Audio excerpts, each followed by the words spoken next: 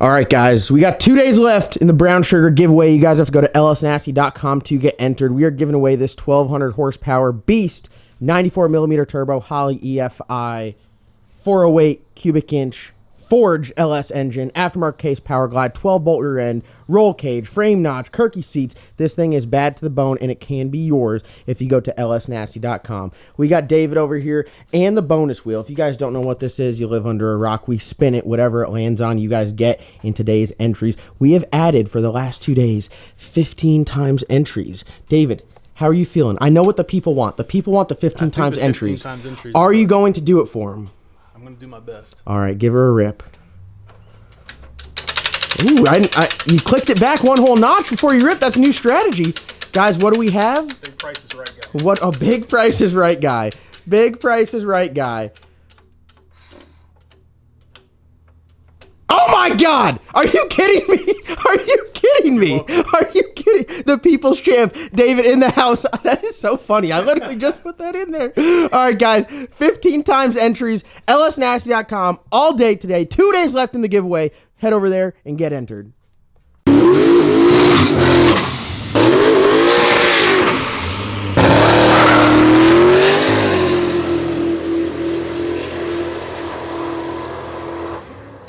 Alright guys, welcome back to another video. We're here in Brown & Miller. Doesn't look like our shop. Why does it look like our shop? Oh, they have air here. Oh, they have air?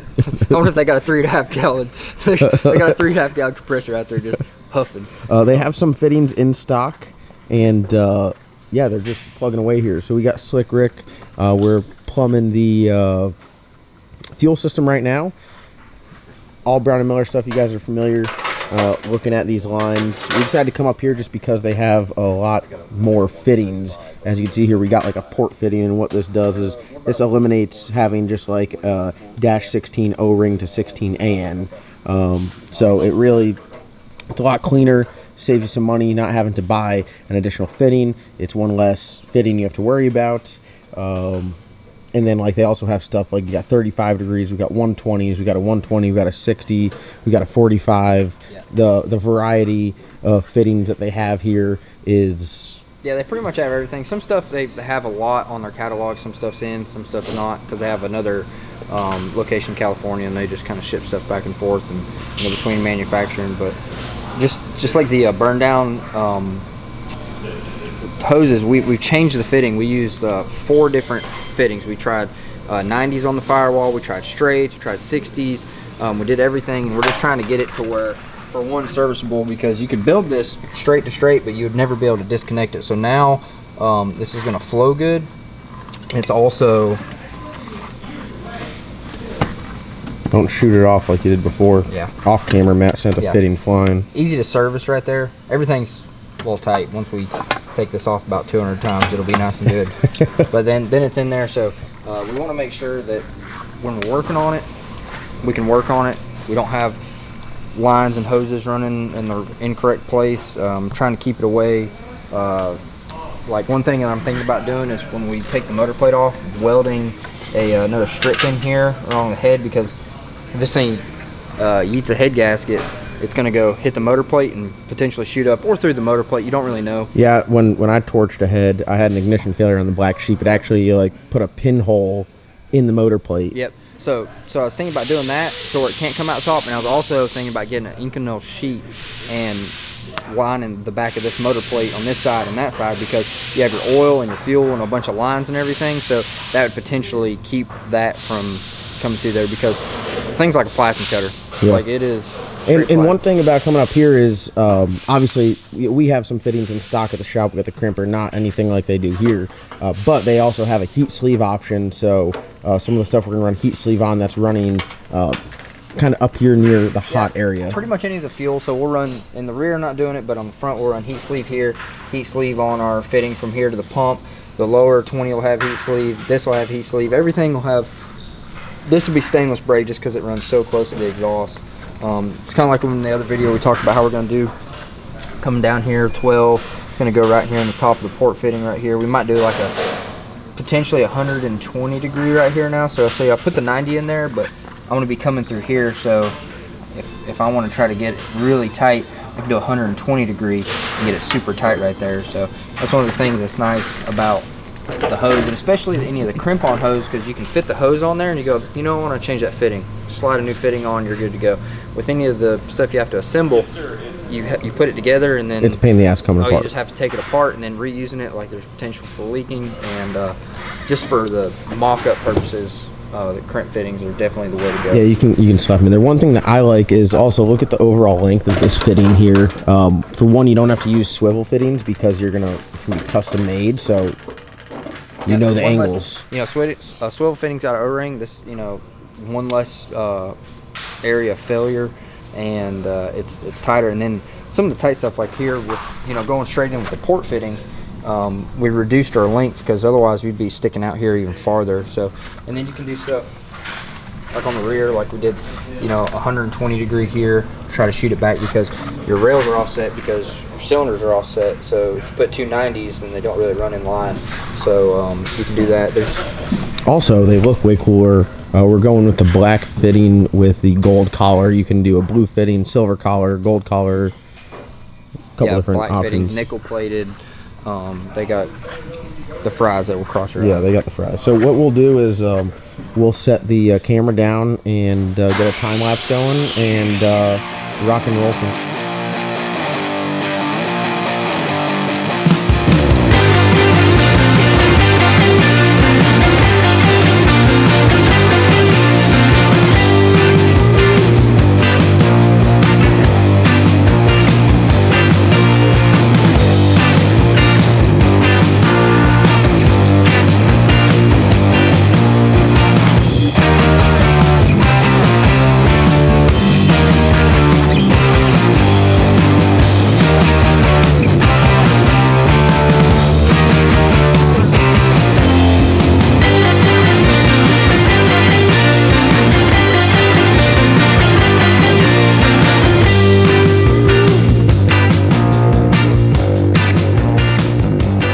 Alright, so we got some more stuff done on Slick Rick, got some more lines here starting to come together. We're starting to work on our sensor blocks for Dash 3. So these Rife sensors, we have 3 ports, and I'm not really sure how it's configured. And you could change it in the Holley, except one of them is fuel pressure, and you can't change it. So we need to figure out which one is fuel pressure. I can't remember how it's set up.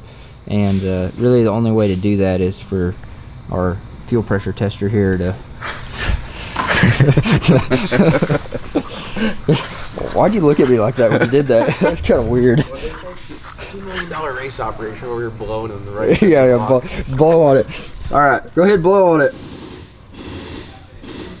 All right, let off of it. Oh, that's fuel pressure. All right, I'll do it again. Oh yeah, go ahead and try sucking on it. What was my PSI? 1 PSI. Not much, John. All right, yeah. Yeah, all right, so that's fuel pressure. All right, go to the next one.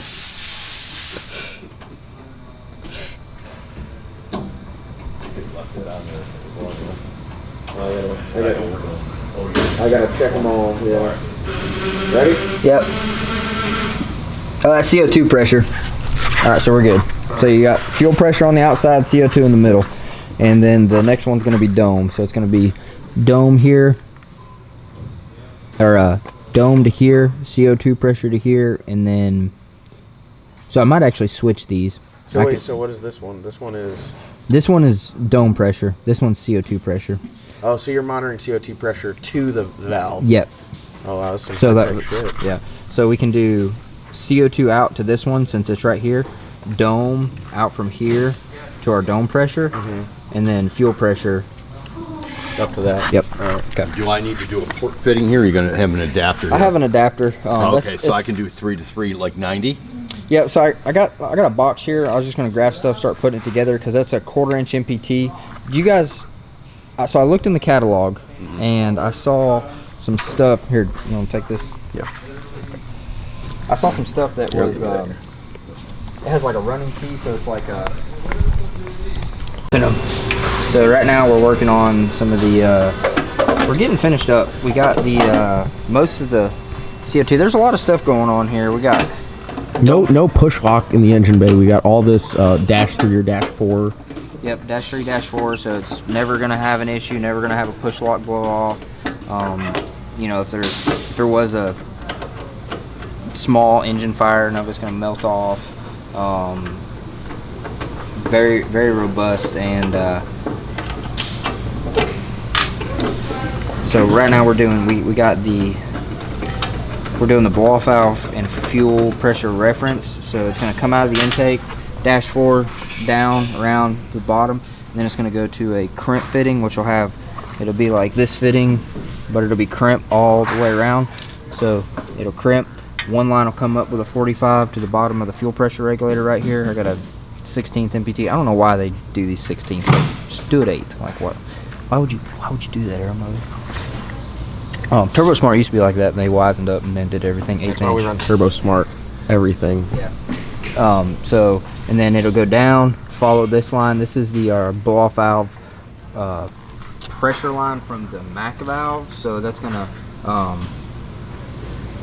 keep, this one allows it to open, and this one will be the reference line. Like you so we're going to reference the fuel pressure and the blow-off valve from the same point on the intake. Same point on the intake. MAP is referenced off its own separate port. Now, are you doing the other ones back here? This right sensor block with Yep, -3. So one of them's going to go up to the oil pressure. One is going to go to the front to our little thing we drilled out for our crankcase ventilation, and pressure. Then the third one is the MAP sensor. So are we doing that in all the Brown & Miller stuff too, as well? So everything under here is going to be Brown & Miller head to toe, front to back. Yeah, because it's -3, so like you'd have to do a -3 to push lock and another push lock adapter. Yeah. So I mean, it looks good. A lot of stuff, a lot of data, but it looks very clean here. This is like really the only area where you got multiple sources going from that block, but everything else. Yeah, this one's going to be to our fuel pressure, so everything's symmetrical as possible. Some of the stuff's a little difficult because it's like the 60 degree, and they don't have a 60 degree in that fitting, so we did 45. But there's a lot of things that, if you looked at another car, like you could have 2 turbo cars and one has pretty much the same amount of data, which this one, you could go look at a lot of the RVW cars or anything, Pro 275, and this one's got pretty much everything they have. This isn't missing all that stuff, and then you look at some of those and it's just lines and hoses and shit everywhere. We try to eliminate that, and by like doing like one line with this T and then the running T's and splitting all that, you know, you reduce, like doing our wastegates like this, we reduced having 4 lines. Even though it looks like a lot, we'd have even more if we did it each one individual line. So yep. And one less failure point, so we're getting it all plugged away here. So we got here at 8 right now. It's probably like 11 something, and we're just at the home stretch. So once everything's all done, mark it, take it off, crimp it, pressure test it, and reinstall it, and you're done. So we're literally a morning, you know, the first part of the day we'll have the whole thing plumbed, which, you know, if you're doing this with DIY line, it'll take a whole lot longer. All right, guys, we've been plugging away here. Got a bunch of lines off the car. Yep. So we pulled all the straight ones. So pretty much any fitting that is has a straight on the end of it, there's no crimp orientation because it can rotate however it needs to rotate. The ones that have an angled fitting, you have to mark the, since a lot of these don't swivel, we have to mark the rotation of it. So like this, how it's like, you know, we want it to be like this, we need to mark all this together. That way it's in this orientation, because if you crimped it and it was like that, when you put it on the car, all your stuff would be wrong. So we pulled off all the lines with a straight. We got some other ones marked. We pretty much got everything made. We've done oiling system, fuel system, transmission, all the CO2 boost control stuff, the reference line for like the blow-off valve, turbo feed, turbo drain, MAP sensor, crankcase vent, oil pressure sensor, oil pressure stuff. We got our, we're not running a rollover vent, we're just gonna run the vent in a loop like that. If John ends up on his lid, the little bit of fuel dripping out of it's probably gonna be the least of his worries. I don't even know if it would still drip fuel loop, out of it. It can't. Yeah, it can't. Shouldn't. So yeah, I mean, it looks good. All the black and gold stuff, I mean, it looks really good. Some stuff we're putting heat sleeve on. Some stuff we're doing braided, stainless steel. Some other stuff we're using the black. Yeah, air mid. So there's covering on that one. Yes, please. Okay. And So like this is the turbo scavenge return into the tank. It's going to be full of oil, so we're going to put a heat sleeve on it just because there's only a few. I'm like John back there cutting. There's Crimping Jr. Yeah. There's only a few things that will burn on a race car. Like the hot side ain't burning. You know, the engine's not really burning. You know, combustible fluid inside of it. So if your pan does break, like your line, so if you have an oil line and it doesn't have any heat sleeve over it and it's just some cheap line, you know, fire could melt it and then you got combustible fluid. Same thing with your fuel tank. We got some ideas on some fire safety that I think would potentially help dramatically in the event that, you know, the fuel tank was ruptured, because a lot of the fire systems just displace oxygen. You know, there's 4 gallons of methanol on the track. It ain't really doing much for that. So I can tell you, I'll tell you what, tag a video if you've ever seen a fire suppression, somebody pull it and it actually, not like the test ones where they like put it inside a box or in a car. If it's like a race car and it's on the track and the guy pulls a fire suppression and it puts a big fire out, let me know, because I don't think I've ever seen one. I don't think I've ever seen it. So I mean, it's like this. I know he had to pull a fire suppression on that. I mean, or you got to think sometimes, like, you can't. he was on fire before he could stop. I mean, there was parts of the car melting off, so Yep. he was not probably worrying about pulling the fire system. He was probably worried about getting out the car. So Yeah. Or you get knocked out. You know, like if the bad apple was on fire, I'd have been. yeah, it'd been crispy Matt. Oh yeah, the fire suppression could have been like, "Hey, pull me." I'd have been like, Yeah. So we're getting it all plugged away here, get everything all crimped. When we do it here, they pressure test everything. When we do it at the shop, Matt just blows in it. give me a little shop tour. Oh, here are all the fittings Yeah. and everything, all the sizes that they offer. Look at that, 32 AIN. That 32 AIN. Look at that thing right there. That's the one we needed for the jet truck. Yeah. Yeah. So different sizes. The smaller the size, the higher pressure rating it is. They offer the HTP braid, the Airmed braid. It's just like a polyester style. We ran this on Hank, Yep. So and we ran this on Brown Sugar, and the Bad Apple has this. and the Bad Apple has this. And they also have some the DR fittings. These are big boy. These are very expensive, but it's the full bore flow. So like both of these are an 8. Look at that. So this would be for like top fuel or something that you're going to be doing a whole lot of fuel, or if you're somewhere where you're limited on your fitting size but you need a lot more volume, do that. We got a machine here. Well, this is where they pressure test it. Yep. Put it in a water bath here so it can test any kind of look for air bubbles, and they can hook multiple lines up. They have all kinds of different fittings and everything. So like if you're going to do your dash 6, toss that on there, put it up, run it, builds it up. I think they test them to A lot. 1,500 or 2,000 psi. Terrifying. More than Yeah, I can blow in at the far more shop. than you'll ever be using, but safety thing. So that way, if there was a defect in the hose or defect in the fitting, they would catch it and you wouldn't put it on your card. Something too. It might not be a defect until later on. Yeah. It's a very thin part in the hose or something. But I'm sure their failure rates virtually. Yeah, we've had no issues. They've worked flawlessly for us. So as you can see here, we're just getting down to it. Got to pull everything off, cleaned, pressure tested, and then we're gonna actually take this whole thing apart, the whole car, before we really start putting everything back together. So we're on the home stretch, but it's just a lot of work. It's always a lot of work. All right, guys, back here in the shop. It is obviously the next day. We got everything all done at Brown & Miller. Went out to eat. Had to pick up some parts over in Charlotte, Concord area. And then we came back here. We got our box of goodies. So we got Matt here. Very successful day at Brown & Miller. Yep, always. I don't think we've had an unsuccessful day. No, it's very quick, easy. I mean, you got to think, we plumbed the entire car. We did the fuel system, the burn down stuff, all our CO2 plumbing, turbo feed, oil drain, oil scavenge for the pan. I mean, we did a lot. Everything. Yep. And really, we were actually working on it for 9 to 11. So what, 2 hours to plumb an entire car? Yeah, a couple hours. So that's what I was talking about. Like there's a lot of situations where we're like, we don't really like the 90. Let's try 120, or Yeah, let's put a 60 degree on it. Or 135. 135 or 45. 45 or port fitting, or maybe an AN to regular like JLC fitting. That way you can have 2 port fittings. So you can do what you can do is, if you have something that's real tight right here, you can have a port fitting on the inside, and then you can do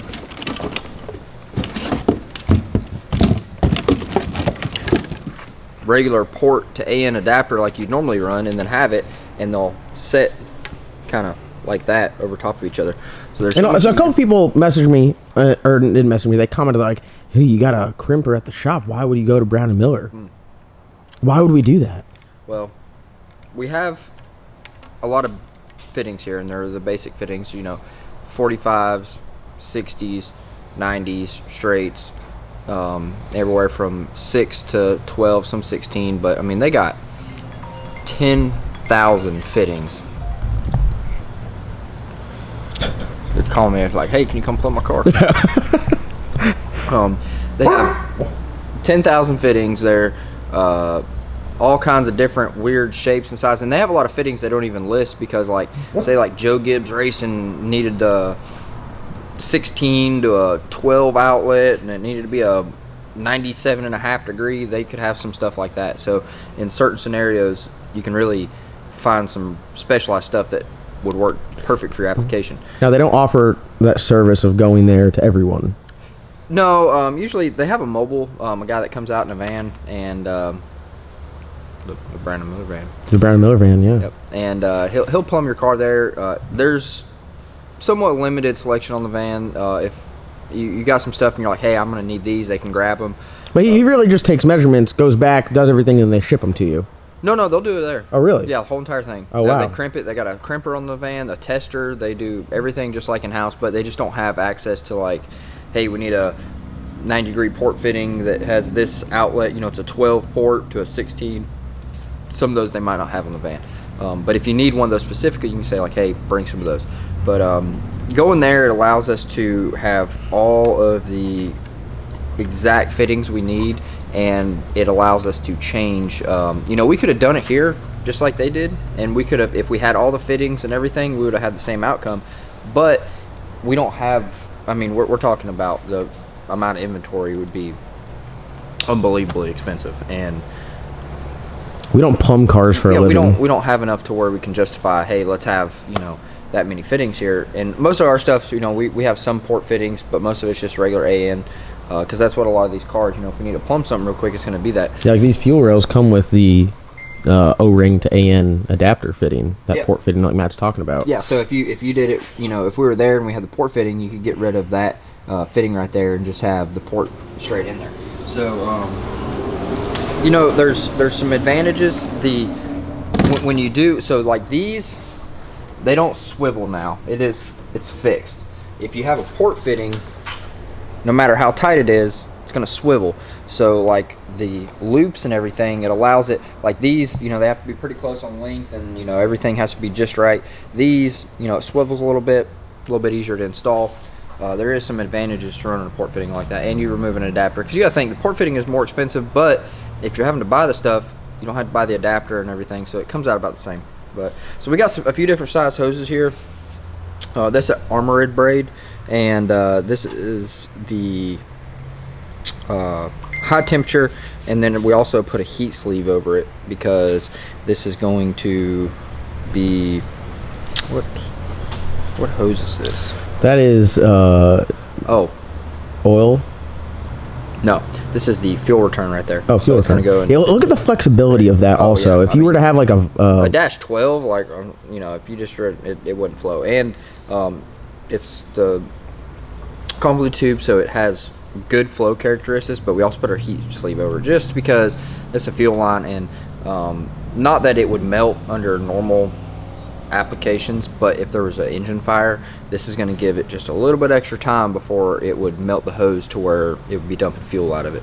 So all our fuel lines are like that. We got stainless braids on these, because they go right by the exhaust, so that it gives us a little bit more temperature control. Actually, no, this is the oil feed under the car. Yeah, for the pan. So it's going to go from the pan to the pickup on the pump. Let's see. Yeah, we got everything. I mean, literally all shapes and sizes here. Yeah, we got that. Going to some of the stuff we're using for oil feed, vacuum reference, CO2. Yep, CO2. So this is our main branch. This is going to go from our bulkhead on our firewall, which is -4. It's going to go up. Look at this. Look at this. This fitting right Excuse here. me. Yeah, that's. That is badass. Yeah, it's pretty serious. That's a crimped T. Yep. Like So, that. That's sick. They have all kinds of crimps, so they could have like a T and have like a -4 on this side, or 446. There's just, if you go on their website, they have a catalog, and you'll just scroll through and you'll be like, wow, that's all kinds of crazy stuff. But this one actually doesn't go to the firewall. This one goes up over the motor plate under the intake, and this is our vacuum and boost reference for our fuel pressure regulator and our blow-off valve. So, of course, those had to be vacuum referenced, and this one's going to go up, feed onto that. And then this is going to go up, and like this one, nickel, it's a port fitting straight on the thing, because the Turbo Smart blow-off valve uses a -4 inlet. Cool So instead of having to run an adapter and everything, we just have a port fitting that screws. And you're eliminating so many issues. Like if you were to do this at home, like, and just order the stuff off Summit, the brake line or whatever. Yeah. You would have to have a T here, and then you'd have 3 connections that have to be, you know, on and tight. Where this, it's all crimped. Yeah. It's not going anywhere. You could use push lock, but you know, we're at a totally different level of racing, and you know, I have had some push lock failures, and this, you know, we're not gonna have a failure out of this. I'm not gonna say never, but the chances of having a failure out of this versus push lock is We'll probably have to drag it on the ground. slim to none. Dragged on the ground, you know. I have seen some issues where there's been a slight engine fire, and sometimes like some methanol vapor, especially with charge pipe sprayers, I've seen it where it catches on fire under the hood a little bit, and you never even know there was a fire. Well, some of the push lock shit gets melted a little bit, you don't know it, or it lays against. I got some melted push lock on this guy, like right here. Hold on, you can really see it. Watch your shadow. Look at that right there. Yeah. Melted push lock, and that right there is to the wastegate reference, so that would be a pinned wastegate, could blow the motor. Yep. So there's a lot of advantages.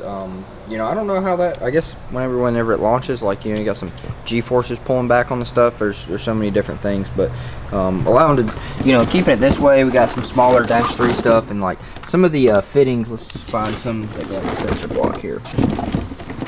I mean, this just looks way better, because otherwise you'd have your lines, they'd have to come down, you could 90 off of them and they would go up, but you know, this, look at that. I mean, that's going to be, it's a badass fitting. That's a badass line. yep. So well, there it is, guys. That's that's all the Brown and Miller stuff. Big shout out to Brown and Miller. We use all their products. We have a crimper here at the shop. Thank you to letting us come there and use their shop and all the resources to get the stuff knocked out. Highly recommend it. It might be a little bit more than, you know, going and getting some stuff from Jegs or Summit, but this kind of here is the same deal. Buy once, cry once. You know, you do it right the first time. It'll probably save you money in the long run, and in the end, right, it's really just a fraction more expensive than if you were to do Red Horse or Summit, but worlds safer. I mean, we're talking about, like, if you go out there and build you a $100,000 car and you put some junk fittings on there and have a failure, it costs you the whole car, where you could spend an extra, you know, couple $100 yeah, bucks. and it's like, it saves weight. It's lighter weight in that, so you guys, you know, spending a lot of money on titanium, you can save money on the fittings and stuff. And like John said, it's not really that much. If you compare the price of a good quality, like Earl's Ultra Pro is really the only one that is, and some of the Fergola stuff is the only one that is comparable. Like, you can't say, hey, I'm going to get a $12 Amazon fitting and say, oh, well, this one's twice as much or 3 times as much. That's not fair. If you go and look at the Earl's Ultra Pro compared to this, this is cheaper almost, because the fittings, you know, the Earl's Ultra Pro is very expensive, the hose is very expensive, but it's very similar in design, so you have to look, you know, apples to apples, and when you look at that, this is definitely a lot better buy. If they come and plumb your car too, there's no labor charge. Oh yeah, no labor charge. Time wise too, like, we plumbed the entire car in half in a morning. If we didn't have this, and we didn't have the crimper, and we couldn't do everything, we had to order fittings, we would have been overnighting fittings and trying stuff. And there's some things like the oil filter housing that we just wouldn't been able to do. We had to move the oil filter housing because there's just no fitting combination that I mean, I guess you could have done something crazy, but it would have looked absolutely terrible. And that's one of the reasons why when we assembled it, I wasn't really worried where we put the oil filter housing, because I knew we have so many different options of fittings, and we can mix and match all the different ones to where we can make just about anything work. It really is the next level. So check them out, Brown & Miller. Their link will be in the description below. If you want some stuff, if you need some stuff done, we can offer, you know, you bring your car here and plumb it. Just some basic stuff, though. I'd say, like, we could do, like, fuel system and stuff like that. But keep in mind, when you do get into doing, like, the whole fuel feeds, like, all the way to the back of the car, like this right here, these go all the way to the back of the car, those are expensive. A lot of the little lines and stuff like that are, I'd say, pretty reasonably in fair price, but you know, when you start using a lot of material, your cost goes up as well. So that's gonna wrap it up, guys. We're down to the last 2 days of the giveaway, so if you aren't going to lsnasty.com to get entered to win, it's 15 times entries today. So get your entries you got today and tomorrow until midnight to get entered, and then it's done. So we'll see you guys in tomorrow's upload.